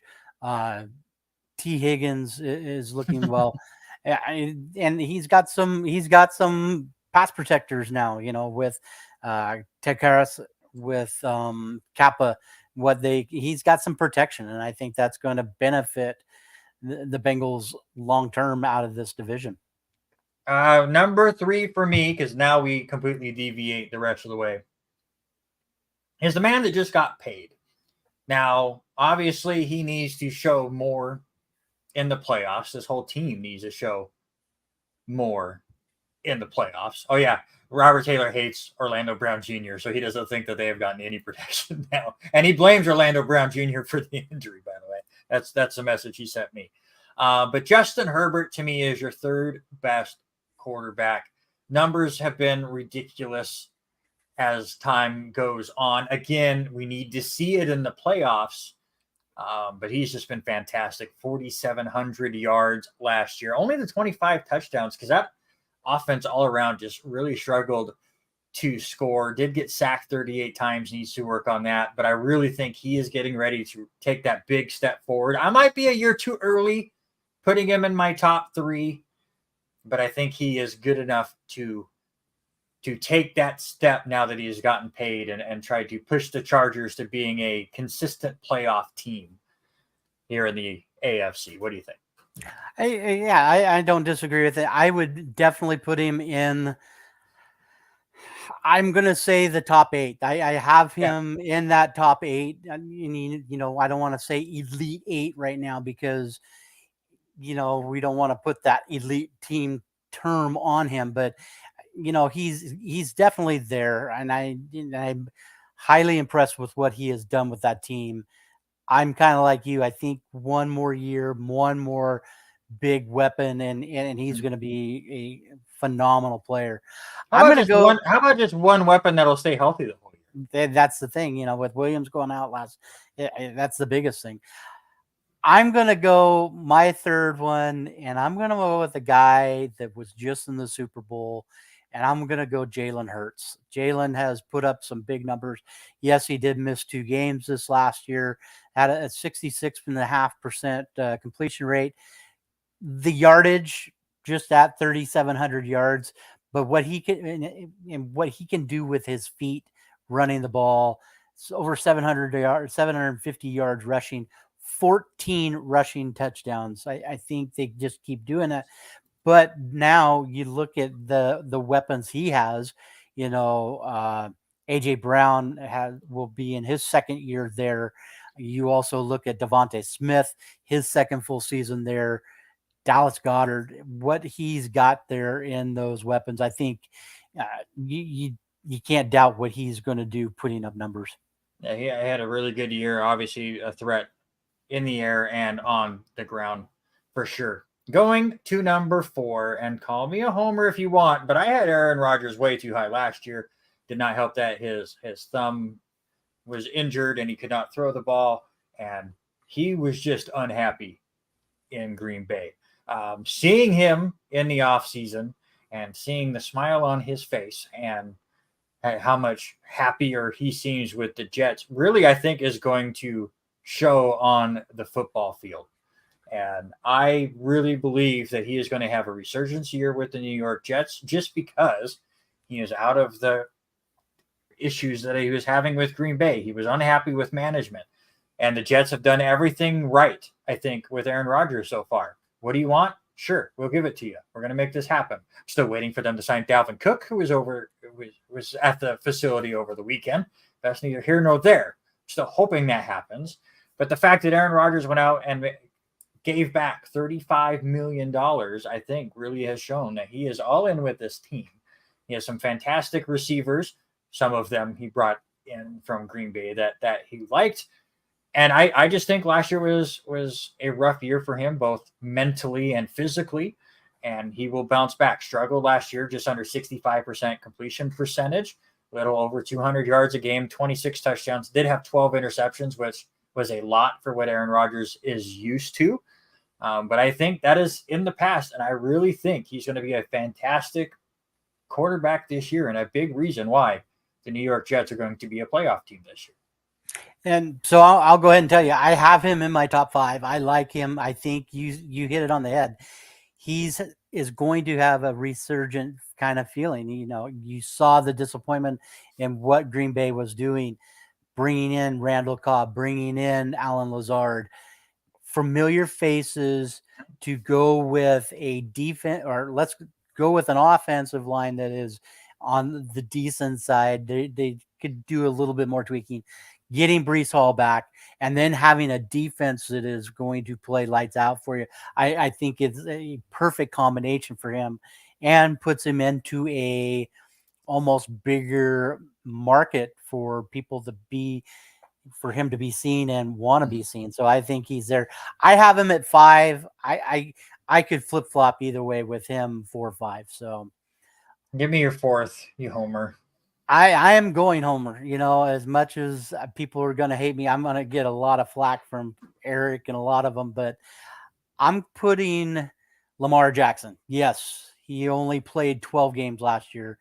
He played I'm going to say he played kind of the boohoo card, because we talked about it. He could have easily made the playoffs to the end, could have probably went and played those games and made a difference for Baltimore to get in the playoffs. Didn't happen. And so his big thing for me is what he could do mobility wise on offense. They went out, got a new offensive coordinator, which needed to happen. And I love the idea in it. They are designing things around him, and that is their offensive coordinator is a guy from Georgia that is getting his first chance to coach a talent that was unbelievable in Louisville. So I love what they're doing. They do need to get him some more passing yardage. I think that is going to be huge. Whether or not OBJ helps out in that, Nelson Aguilar helps in that. But the combinations are going to be there between him and Mark Andrews. Zay Flowers, I think, is going to help that out. I think they've bolstered up, but I don't think they've bolstered enough in the wide receiver rankings to get there. But I think he's going to put this team on his back now that he's got that contract deal done. Yeah, I mean, him getting the contract is definitely going to help him. We'll see what they could do. Again, we will preview the AFC North next week. We'll see where both of us have them in our divisional rankings. It's going to be interesting to see. I have no idea how I'm going to predict teams just yet. I did a mock power rankings just to set up my Excel sheet for when everyone starts sending me their rankings, and even not putting a lot of emphasis on things, it was really hard to do. So it'll be interesting to see where our predictions go. My number 5 quarterback, as you said, yours is already Aaron Rodgers, is Josh Allen. It's no secret that both of us are down on what Buffalo has done the last couple of years. We both think that they're going to regress a little bit. Part of that, I think, is Josh Allen, who has been an all or nothing quarterback to me. He makes some fantastic throws. He has a great arm. He can run the ball. But he makes too many mistakes. His accuracy, while it has improved from his first couple of years, still continues to struggle. 63% completion percentage last year, did have 14 interceptions. And I just think with some of the drama that went on during the offseason while they're trying to throw it off now and say it's no big deal, I do think it will impact the team going forward. And there, he has been pretty lucky injury-wise. I'm not wishing an injury on a player, but you got to think with some of the big hits he's had, his body will start breaking down a little bit. So while I'm shocked that you don't have him in your top 5 at all, I could not keep him off my top 5. I'm not. I also don't disagree with you. There's a lot of other quarterbacks that could have snuck into this list. I did not have Jalen Hurts on my list, so I don't disagree with you having him on yours. I would definitely have Josh Allen over Lamar Jackson, but I know you're a homer a little bit, and that's okay because I am too, and that's just the way it is. So let us know who your top 5 quarterbacks are in the comments below. I know Robert was saying that he still believed that Josh Allen should be number 2, but I would like to know the rest of his top 5 as we move forward to more NFL news. Again, really sad stuff going on with Denver. Tim Patrick, for the 2nd straight year, got injured in the preseason and training camp and will miss the year again. Last year, it was a torn right ACL. This year, he tore his Achilles and his left leg on Monday. Once again, Tim Patrick will miss the season for the Broncos. It's just horrible. I absolutely hate to see that. Ronald Jones gets suspended for 2 games for PEDs. A lot of running back issues going on in Indianapolis. Zach Moss breaks his arm in practice. He's out 4 to 6 weeks. Jonathan Taylor is losing his mind on Twitter. There was a report that Jonathan Taylor was not showing up to training camp,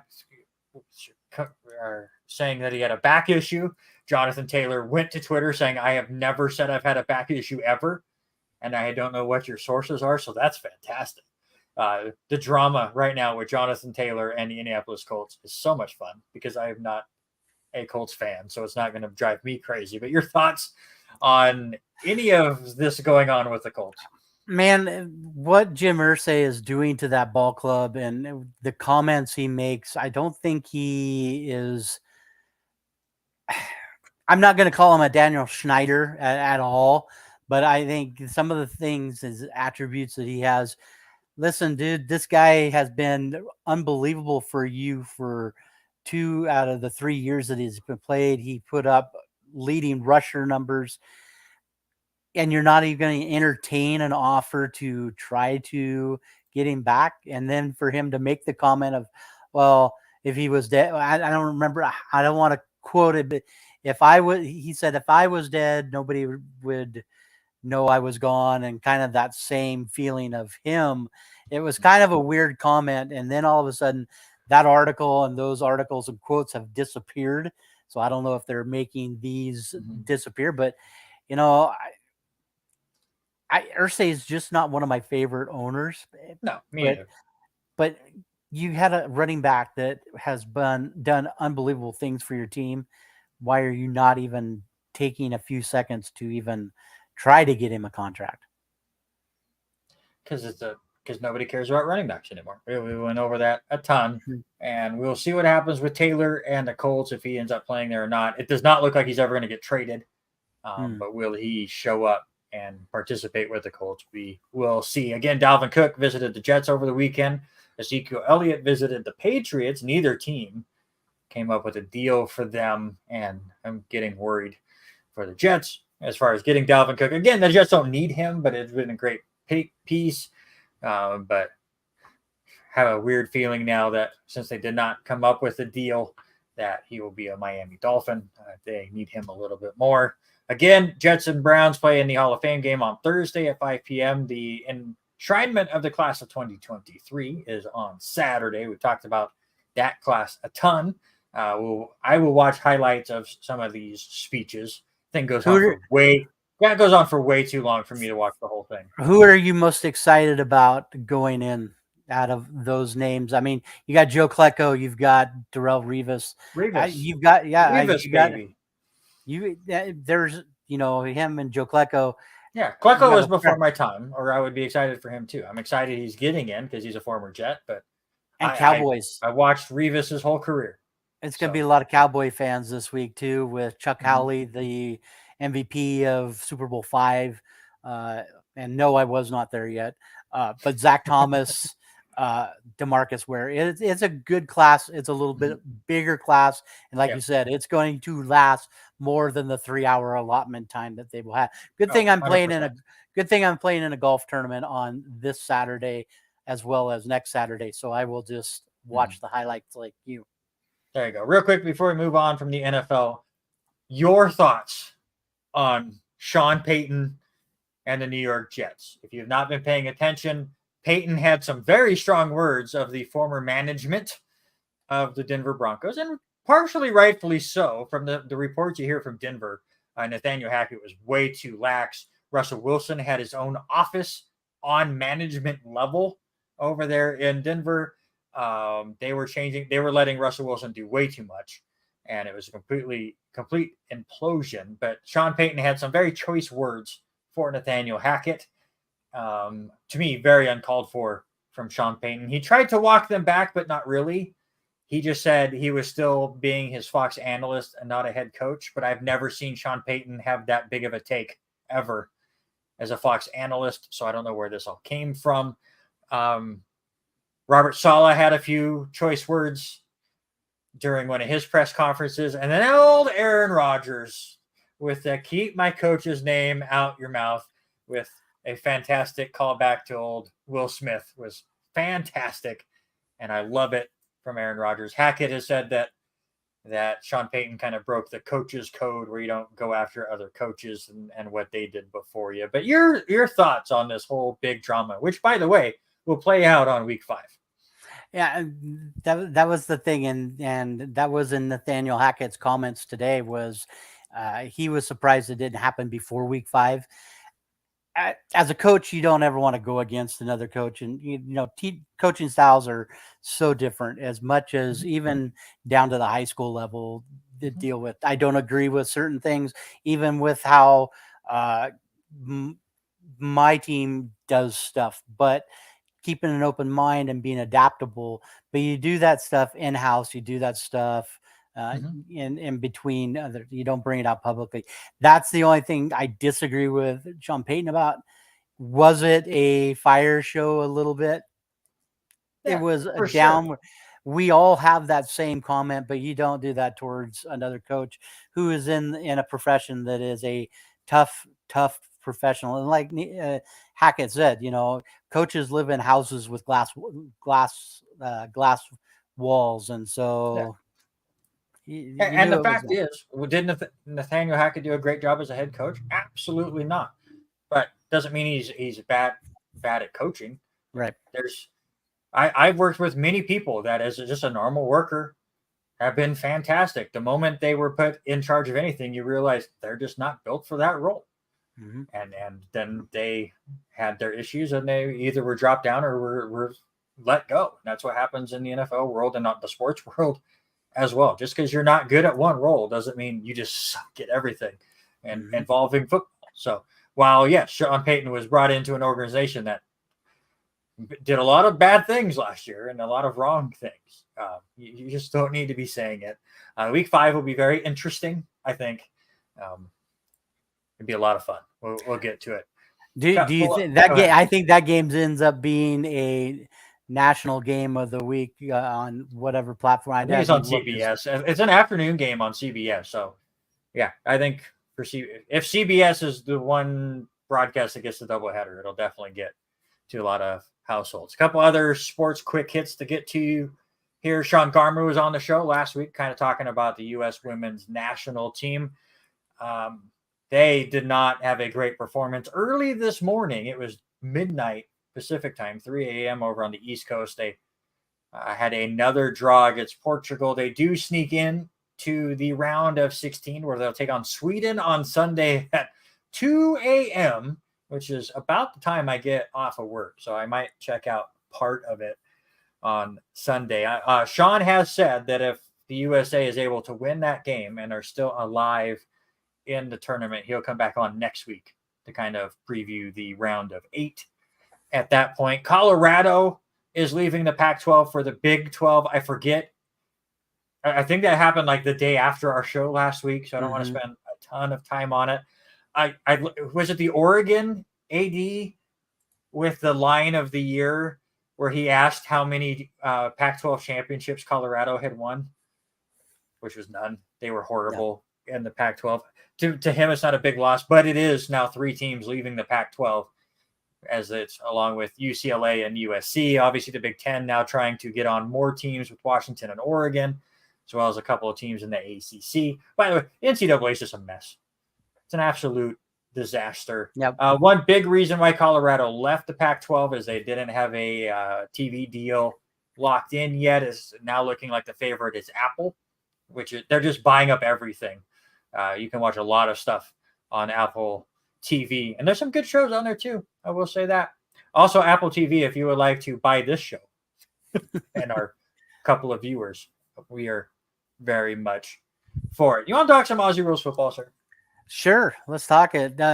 I think the biggest thing that happened this week, Collingwood. How about that? Collingwood gets knocked off by Carlton and snaps a 5-game win streak by Collingwood, 93-76 over the weekend. My Geelong Cats they had a little bit going in the first quarter, led by 12, but then just no offense and lose to Fremantle 71-64. Western falls to GWS 78-73. Brisbane falls to the Suns 96-55. And then another close game that was some great highlights to watch. Sydney knocks off Essendon 101-99. Port Adelaide falls to Adelaide 112-65. You can skip the next one. Don't worry about it. Just skip your it. Hawks skip falls. We don't care. Nobody cares. Nobody cares. Your Hawks fall 93-122 to St. Kilda. Melbourne holds off Richmond 130-98. And another close one, the West Coast Eagles 72 to Harry Broadhurst, North Melbourne, 72-67. So your ladder after week 20, and we're down to 4 weeks left, even with the loss by Collingwood, they're still significantly up there with a record of 16-3. Port Adelaide's going to stay 2, and Brisbane also stays 3 with their losses. Again, a huge shakeup in those next few spots. St. Kilda with the big win against your Hawks move up to 5th place, and they're on a 2-game win streak. But how about GWS? They are making a huge push, and they're on a 7-game win streak. And Carlton on a big run right now. To me, the big fact that 7th through 14th are within 6 points. Mm-hmm. Even where 8th through 14th is 4 points, which is what you get for a win. Like you said, 4 weeks to go. A lot can change to see who will make it into the finals. I'm pretty sure your top 4 are set. Obviously, seeding will be a little bit different. But Collingwood, Port Adelaide, Brisbane, and Melbourne are going to play each other in that first round. Winner would move to the semis. Losers would face the winners of the bottom 4. But I think those 4 are set up there at the top. Yeah, and the one big one I think this week has to be a Western Richmond. They're in that group of the 5 through 13 that you were talking about. That is going to be a TV game on Friday morning early. Make sure you DVR it on FS2.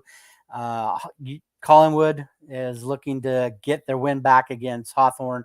That is on, and don't worry about it. And then another big one, and we talk about it.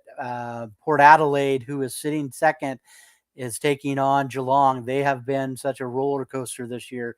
Geelong really needs this win this week, and that is also going to be one of the national games. Make sure you check that out on Saturday morning. A big one that you skipped over is one that will be on TV at a decent time. Friday at 9:10 p.m. Pacific time on FS2. Adelaide, who right now is in 12th, will take on Gold Coast, who's currently in 14th. That's an elimination game. I think the winner will keep themselves in the hunt. The loser will be completely eliminated in my eyes. There's just too many teams that you're going to have to jump if you lose this week. So that's a big one for both of those two teams. What happened in the world of golf this week? Lee Hodges picks up his first PGA win on his 65th start. Congratulations to him. He is the first wire-to-wire winner of the 3M tournament in its existence. So congratulations with him. Unbelievable. Was up by 6 strokes at one point, up 5 starting the day on Sunday. He just played smart ball. He did end up with 2 bogeys on Sunday, but unbelievable play by him. And he works his way from 76th into 33rd place for the FedEx standings, which is good because this week is the final tournament before playoff starts, is the Wyndham Open. Your top 5 right now is John Rahm, Scotty Scheffler, Rory McIlroy, Max Homa, and Wyndham Clark. And our boy is in the hunt. Right now, he is so far in the first playoff. Joel Damon right now ranked 81st. He is playing this weekend in Greensboro. He has a Thursday morning tee time of 4:56 Pacific time. So if you want to watch him, make sure you turn. I think he is one of the groups. He's paired up with Taylor Moore and Mackenzie Hughes. I think you can catch that on ESPN Plus. I believe I saw the icon next to them. There you go. NASCAR World, they're at Richmond. Chris Buescher gets a big win, which will get him into the playoff hunt. Denny Hamlin was second, Kyle Busch third, Joey Logano fourth, and Ryan Preece finished in fifth. 4 races are left before they get into their playoffs. The other 3 races, Indianapolis Road Course, Watkins Glen, and then Daytona. Right now, 12 qualified drivers have a victory, so they would be put into the playoffs. Shane Van Gisbergen, or whatever his name was, won at Chicago, but obviously he did not qualify to make the playoffs with his 1 race. So 12 are in. The 4 remaining spots right now held by Kevin Harvick, Brad Keselowski, Bubba Wallace, and Michael McDowell. You got to think, unless we get 4 brand new winners, that Harvick and Keselowski are locked in. Wallace and McDowell really have to hope they have no more first-time winners and have 4 good finishes. Currently out of it, Ty Gibbs is 18 points out. AJ Allmendinger 22. Daniel Suarez 38. Chase Elliott, who missed, 4 races, is only 40 points out. And Alex Bowman 42 points out. Obviously, a win would get them in, but they can race their way in as long as nobody sneaks in with a first-time win as well. Who gets knocked out? Who gets put in here in these last couple of races? Real quick. I think Allmendinger. I really like how he is raced. He might sneak in. I think he sneaks in. If anybody bounces out, I think it's going to be Bubba Wallace. He hasn't stayed consistent enough, I think, and he runs a little reckless sometimes. And I think, Mike, it's Michael McDowell that's going to get knocked out for sure. I do think we'll have another first-time winner, which would put him 30-some points behind Bubba. Bubba could get knocked out as well. Chase Elliott has a really good shot, as 2 of the final 4 races are on road courses, and he is pretty good in those. We'll see what happens there. Suarez is a pretty good road course driver as well. And then, of course, with Daytona, anything can happen. Can a Hendrick car finally get things going? As you just put on there, I totally forgot. We could have done our predictions. SummerSlam is on Saturday, and I hate that I forgot it, because you know what? This card is absolutely stacked. Your overall thoughts real quick, and then we'll do rapid fire predictions. I like the storyline, what they're doing with Jay and Roman. I think that's going to probably take the headline as much as everything going on with Shayna Baszler and Ronda Rousey. All right, real quick. Okay. No explanations. Okay. Just your predictions. Let me go down to the bottom of this list. The SummerSlam Battle Royal is going on. Who do you think is going to win that one? L.A. Knight. Just to shut up the fans. I love LA Knight, but people are crying that he's not winning all this stuff. Like, he is so over anyways. He doesn't need to win titles. But yes, he's going to win the Battle Royal. You brought it up. Ronda Rousey versus Shayna Baszler. Who do you got to win? Shayna Baszler. Me too. I think Ronda's out. Logan Paul and Ricochet, which could be a car wreck, and I'm here for it. Logan Paul with the win for me. I'm going to go the other way. I know they brought in her name, but I'm going to go with Ricochet. Ricochet could take the big win. That'd be great. Cody Rhodes versus Brock Lesnar in the rubber match here at SummerSlam. Give me Cody Rhodes. I'm going to take Cody Rhodes too. Intercontinental Championship match that's going to be so painful to watch. Gunther defends his title against Drew McIntyre. If you believe wrestling is fake, which, I mean, it's scripted, I will give you that. But go watch the WrestleMania match between Gunther, Drew McIntyre, and Sheamus, and they just beat the crap out of each other. They were not pulling any of those chops. But give me Gunther to win and get closer to having the longest Intercontinental reign of all time. I saw my first live action in Spokane. The headliner was Drew McIntyre. Love Drew McIntyre. He is my favorite right now. Give me Drew. World Heavyweight Championship match. Seth Rollins defends against Finn Balor. I'm going to stay. It stays with Seth, even though I think something's up with everything with Money in the Bank.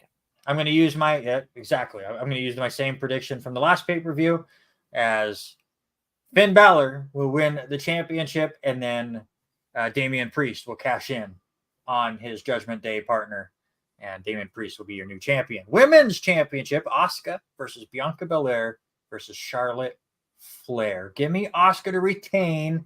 Io Shirai will tease cashing in, but she will not. Yeah, I think that is the way it's going to go too. I think it's going to be Asuka. And then finally, your WWE Universal Championship and the head of the table title, I guess, is on the line. Roman Reigns versus Jey Uso in a tribal combat match. I want to say Jey so bad. I that's the one I want is Jey, but Solo gets involved. Roman's going to retain.